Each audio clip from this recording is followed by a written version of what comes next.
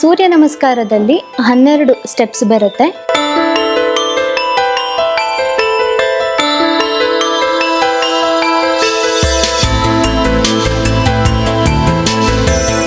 ಪ್ರತಿಯೊಂದು ಆಸನವನ್ನ ಮಾಡಬೇಕಾದ್ರೂ ಕೂಡ ಒಂದೊಂದು ಬೀಜ ಮಂತ್ರವನ್ನ ಹೇಳೋದು ಕೂಡ ರೂಢಿಯಲ್ಲಿದೆ.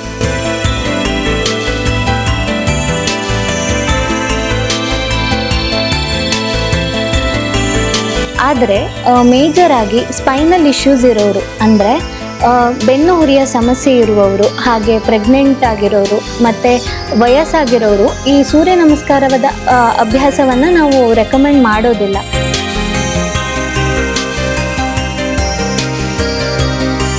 ಸೊ ಅಂಥವರಿಗೆ ಚೇರ್ ಸೂರ್ಯ ನಮಸ್ಕಾರವನ್ನು ನಾವು ಮಾಡಲಿಕ್ಕೆ ಹೇಳ್ತೇವೆ.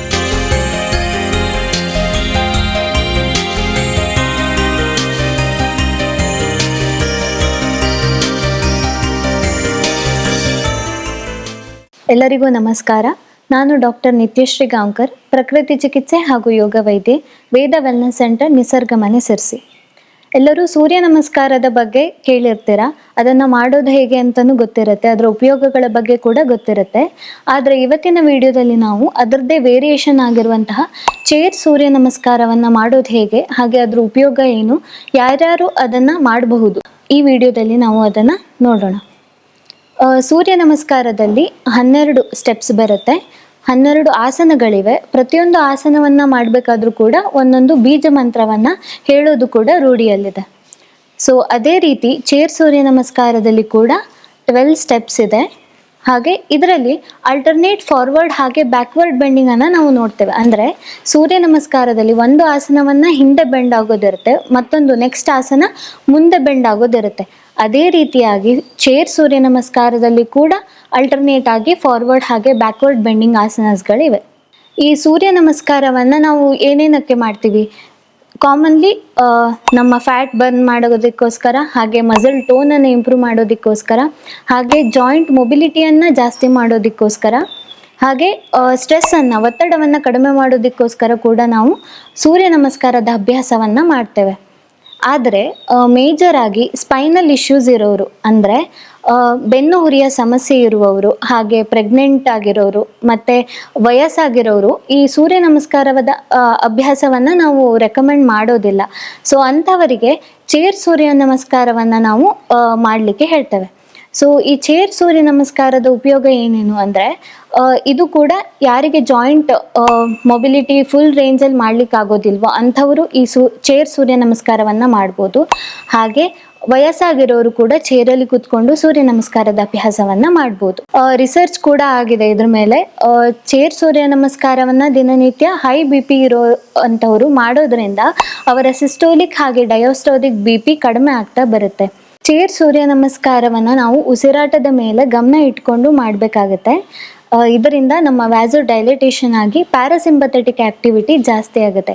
ಇದರಿಂದ ನಮ್ಮ ಹೈ BP ಏನಿರುತ್ತಲ್ಲ ಅದು ಸಿಸ್ಟೋಲಿಕ್ ಹಾಗೆ ಡಯಾಸ್ಟೋಲಿಕ್ 2 BP ಕೂಡ ಕಡಿಮೆ ಆಗ್ತಾ ಬರುತ್ತೆ. ಈಗ ಈ ಚೇರ್ ಸೂರ್ಯ ನಮಸ್ಕಾರವನ್ನು ಹೇಗೆ ಮಾಡೋದು ಅಂತ ನೋಡಿಕೊಂಡು ಬರೋಣ. ಈಗ ಚೇರ್ ಸೂರ್ಯ ನಮಸ್ಕಾರದ ಅಭ್ಯಾಸವನ್ನು ಶುರು ಮಾಡೋಣ. ಮೊದಲಿಗೆ ಸರಿಯಾಗಿರುವಂತಹ ಕಟ್ಟಿಗೆ ಚೇರನ್ನು ಆಯ್ಕೆ ಮಾಡ್ಕೊಳ್ಳೋದು ಉಪಯುಕ್ತ.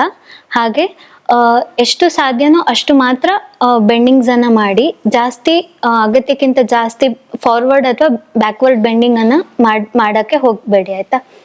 ಈಗ ಮೊದಲಿಗೆ ನಮಸ್ಕಾರ ಸ್ಥಿತಿ. ನಿಧಾನವಾಗಿ ಉಸಿರನ್ನು ತಗೊಳ್ಕೊಳ್ತಾ 2 ಕೈಗಳನ್ನು ಮೇಲಕ್ಕೆತ್ತಿ ಹಿಂದೆ ಬಾಗಿ ನಿಧಾನವಾಗಿ ಉಸಿರನ್ನು ಹೊರ ಹಾಕ್ತಾ ಮುಂದೆ ಬಾಗಬೇಕು. ನಿಮ್ಮ 2 ಹಸ್ತವನ್ನು ಪಾದದ ಪಕ್ಕ ಇಡಿ. ನಿಧಾನವಾಗಿ ಉಸಿರನ್ನು ತಗೊಳ್ಕೊಳ್ತಾ ಬಲಗಾಲನ್ನ ಮಂಡಿ ಹತ್ರ ಮಡಚಿ ಹಿಂದೆ ಬಾಗಿ ಉಸಿರನ್ನು ಹೊರ ಹಾಕ್ತಾ ನಿಮ್ಮ ಹಣೆಯನ್ನು ಮಂಡಿಗೆ ಮುಟ್ಸಿ ಉಸಿರನ್ನು ತೆಗೆದುಕೊಳ್ತಾ ನಿಧಾನವಾಗಿ 2 ಕೈಗಳನ್ನು ಹಿಂದೆ ಬಾಗಿಸಿ ಉಸಿರನ್ನು ಹೊರ ಹಾಕಿ ಮುಂದಕ್ಕೆ ಉಸಿರನ್ನ ತೆಗೆದುಕೊಳ್ತಾ ಎಡಗಾಲನ್ನ ಮಂಡಿ ಹತ್ರ ಮಡಚಿ ಹಿಂದೆ ಬಾಗಿ ಉಸಿರನ್ನ ಹೊರ ಹಾಕ್ತಾ ನಿಮ್ಮ ಹಣೆಯನ್ನ ಮಂಡಿಗೆ ಮುಟ್ಸಿ ಉಸಿರನ್ನ ತೆಗೆದುಕೊಳ್ತಾ 2 ಕೈಗಳನ್ನ ಮೇಲೆತ್ತಿ ಹಿಂದೆ ಬಾಗಿ ಉಸಿರನ್ನ ಹೊರ ಹಾಕ್ತಾ ಮುಂದಕ್ಕೆ, ಮತ್ತೆ ಉಸಿರನ್ನ ತೆಗೆದುಕೊಳ್ತಾ ಹಿಂದೆ ಬಾಗಿ. ಲಾಸ್ಟ್ ಸ್ಟೆಪ್ ನಮಸ್ಕಾರ ಸ್ಥಿತಿ.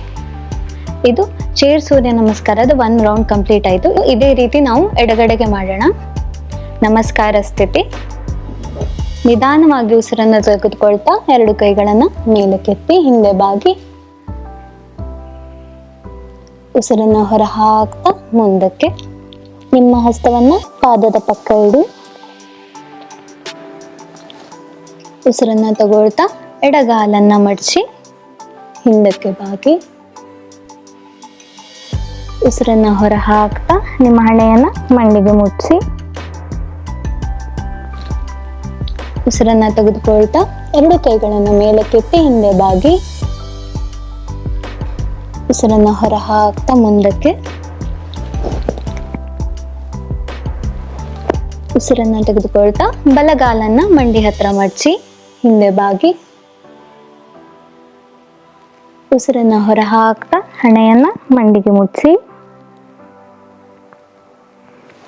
ಉಸಿರನ್ನ ತೆಗೆದುಕೊಳ್ತಾ 2 ಕೈಗಳನ್ನು ಮೇಲಕ್ಕೆತ್ತಿ ಉಸಿರನ್ನ ಹೊರ ಹಾಕ್ತಾ ಮುಂದಕ್ಕೆ. ಉಸಿರನ್ನ ತೆಗೆದುಕೊಳ್ತಾ 2 ಕೈಗಳನ್ನು ಮತ್ತೆ ಮೇಲಕ್ಕೆತ್ತಿ. ಲಾಸ್ಟ್ ಸ್ಟೆಪ್ ನಮಸ್ಕಾರ ಸ್ಥಿತಿ. ಈ ವಿಡಿಯೋದಲ್ಲಿ ತಿಳಿಸ್ಕೊಟ್ಟಂತಹ ಮಾಹಿತಿ ನಿಮಗೆ ಇಷ್ಟ ಆಗಿದ್ದಲ್ಲಿ ಲೈಕ್, ಶೇರ್ ಹಾಗೆ ಸಬ್ಸ್ಕ್ರೈಬ್ ಮಾಡಿ. ಧನ್ಯವಾದಗಳು.